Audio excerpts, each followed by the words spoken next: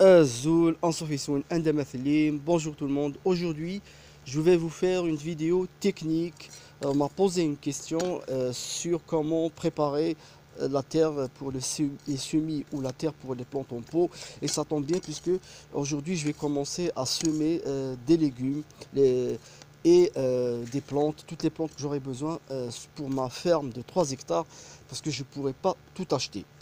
Et il faudrait une somme colossale. Une personne m'a demandé, m'a dit, voilà, elle veut récolter de la terre dans la nature, mais lorsqu'elle sort, elle trouve généralement une terre compacte avec beaucoup de cailloux. Et lorsqu'elle la récolte, elle est obligée de la fracasser comme ça avec le marteau avant de l'utiliser. Généralement, la plupart du temps, pour récolter de la terre pour les pots, pour les semis, il faut attendre qu'il pleuve. Donc, une fois qu'il pleut, qu'il a plu, il faut aussi attendre que la terre absorbe l'excédent d'eau ou que cet excédent par vaporisation. Donc, vous allez obtenir une terre friable. D'ailleurs, c'est la période, c'est après la pluie qu'on bêche la terre, qu'on la laboure, etc. Vous ne pouvez pas labourer une terre qui est compacte et dure, sèche. Vous attendez qu'il pleuve. Une fois qu'il a plu, vous attendez encore que la terre devienne comme ça. Voilà, elle est friable, elle est humide, mais elle ne colle pas. Elle ne colle pas.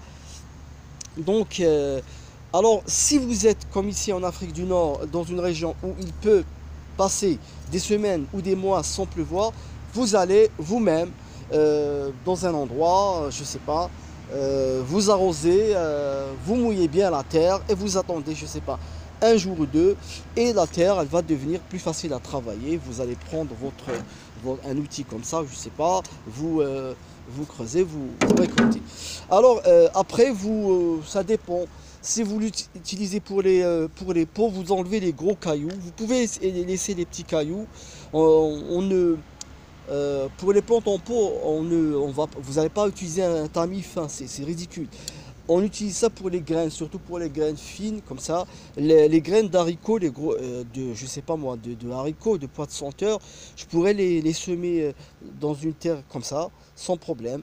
Il faut juste enlever les gros cailloux. Si vous semez des graines très fines, c'est mieux de tamiser. Donc ici, j'ai fabriqué du terreau.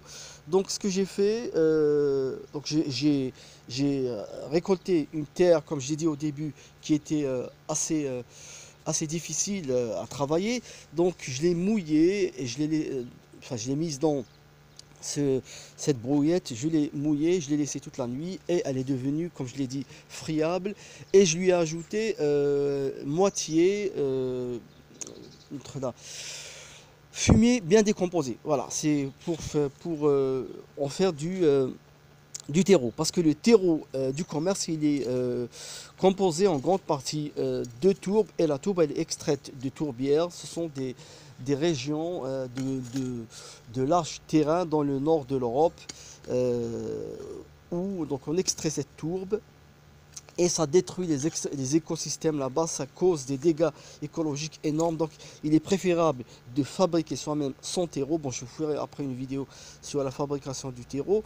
Donc l'essentiel, vous savez maintenant comment récolter de la terre dans la nature, ou je sais pas, dans votre jardin, et la préparer pour la rendre utilisable pour les pots et pour les semis.